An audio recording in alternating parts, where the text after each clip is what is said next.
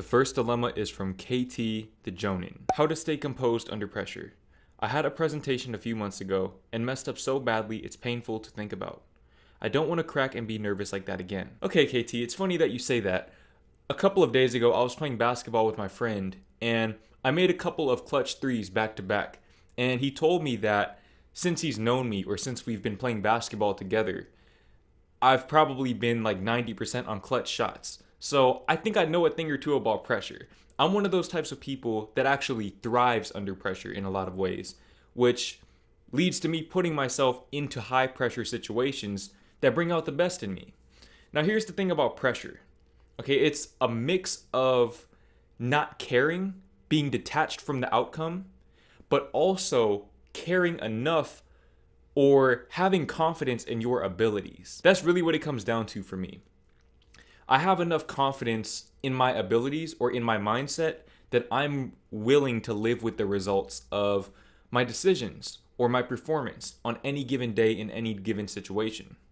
Now, I understand that when it comes to giving presentations, especially in front of people, that can be a different type of pressure because it's not even just the pressure of failure, it's the pressure of rejection that's really causing you that discomfort. But I'm going to give you some advice, and it's going to be a little bit morbid, but it's the truth. The worst that can happen in any given situation is that you don't survive. The worst that can happen is that you die, no matter what the situation is. If you don't die, then you'll be fine. You still have life. You can keep moving forward. Because even if you mess up while doing a presentation, other people mess up too. I took a public speaking class when I was a sophomore in high school, and I definitely wasn't the best speaker back then. I'm still not the best speaker, but even more so back then. And there were people that were even worse than me. There were also people that were better than me. But nobody really judged anybody else because we all knew that it took courage to get up there in the first place. It took courage to even be in that class. So just by you putting yourself out there, you're probably worried about what people think. You think that people are judging you in their heads, and they might be. But the chances are that anybody with an inkling of self-confidence who doesn't feel like they need to put other people down in order to elevate their own self-perception, they're probably going to have a large amount of respect for you for even going up and putting yourself in that uncomfortable situation. And that right there takes care of the not caring part. That's going to help you detach. Now, as far as developing your confidence, that's just going to have to come from practice and repetition. You're going to have to learn to put yourself in uncomfortable situations. For example, I used to do public interviews on my channel, and that's something that is not really natural for me. I'm not a naturally social person. I don't like to walk up to people. I don't like to talk to strangers. I'm just not that type of person. But I continued to put myself in those situations over and over and over again until eventually I felt comfortable being uncomfortable. It was something that I grew into. And if I can do that, if I can go out there and do public interviews, I promise you that you can go up in front of a group of people and say what you need to say. And confidence also comes from believing what you're saying as well. See, if you don't believe the things that you're saying in your speech or in your presentation, then of course you're not going to come across as being very confident. The reason why I come across as confident in a lot of my videos or I come across as a good speaker is because I'm confident in what I'm saying. I genuinely believe the things that I'm telling you. And that's going to show. It's hard to hide that energy of knowingness or of understanding something. So just learn whatever it is that you have to do presentations about. Also practice putting yourself in uncomfortable situations. And remember that nobody is really judging you, or nobody whose opinion is worth considering is actually judging you. The next dilemma is from, I don't know how to say his name, so we're just going to call him Wulo. Alright, so I might have already decided what I'm going to do by the time you're reading this, and apologies in advance because this will be a tad long. There is this girl that I had a major crush on at my old high school. I go to online school now. And long story short, she rejected me, but we became really close friends for a few months from June 2019 to like February 2020. Okay, hold on real quick. I just want to take a moment to pause right here. He sent this in February of this year. It is now September. I'm very far behind, and I just want to remind you guys that I am doing consultations on Wizio, so if you really, really need help and you're in a dire situation, hit me up on Wizio so that I don't get back to you 7 months after the fact. But anyways, before the Rona, our grade went on a camping trip and she started dating one of my closest mates. I had no problem with that because they were both my bros. After a month, we go into lockdown, they're still dating, and then they just both stopped talking to me.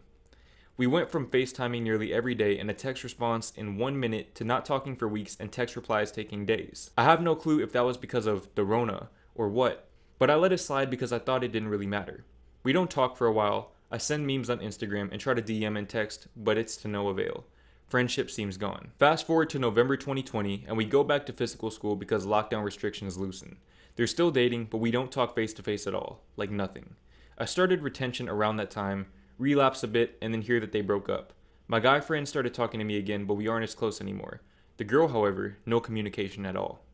2021 starts, and I think day 20 or so on NoFap and semen retention, and out of the blue, she DMs me on Instagram saying, "Sorry dude, I didn't see any of these."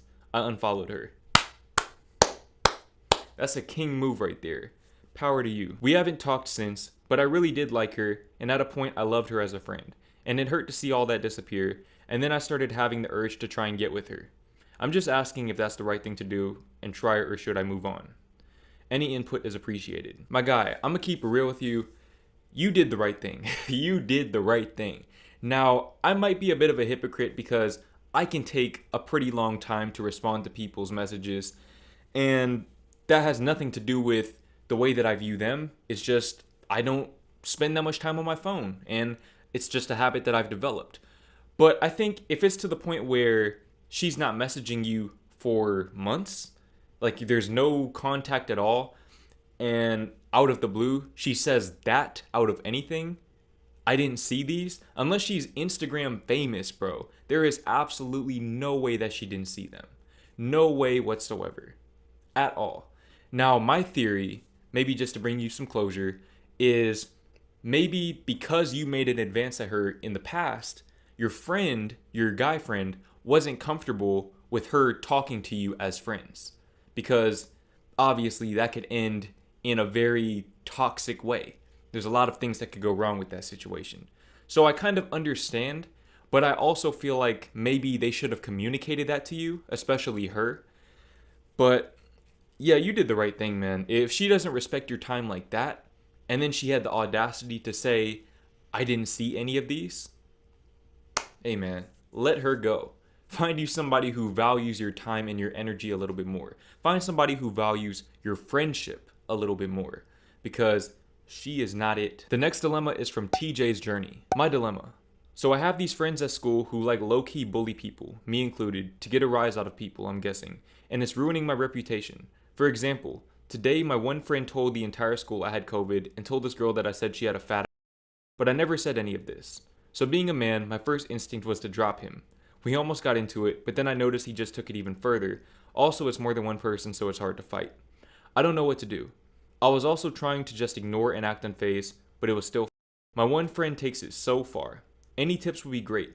I think it's been escalating because I haven't really given a and they've done worse shit to me. But that's just the tip of the iceberg. And I can't cut certain people off because we all hang out in a group and it happens every day. Okay, that's a very messy situation. That's the type of stuff that only happens in school. That stuff only really happens when you're around other teenagers. So I know that you're like, what, a junior in high school, I'm pretty sure? Junior, senior, sophomore. I know you're not a freshman. You don't have that much school left. So understand that once you finish school, you won't really have to deal with that type of drama anymore. My thing is this. Okay, I'm going to tell you what I personally did in high school. I kept to myself. And I had a very small friend group for that exact reason. Because I was allergic to drama. I was allergic to toxicity, especially in that magnitude. I think it's very weird that your friends are doing that, or I won't even call them your friends, bro. Hopefully by now you've cut these people off, by the way. I really hope that you've cut them off. But that's very strange of them. I understand that high schoolers tend to be immature, but just spreading rumors for the sake of spreading rumors, just to ruin people's reputations, that's not even just bullying, bro. That's just weird. Like, that's not even funny. I don't see what's to be gained from that. So obviously, if you haven't guessed by now, you should probably cut these people off completely, even if it means cutting off those mutual friends, or you don't necessarily have to do that, but you can hang out with those mutual friends but not be around those other people, not be around that extended circle. And you can also make it clear to your mutual friends and also those extended people, those people who are out here spreading rumors, that you want nothing to do with them. It doesn't mean that you have to fight. This is not something that's worth fighting over.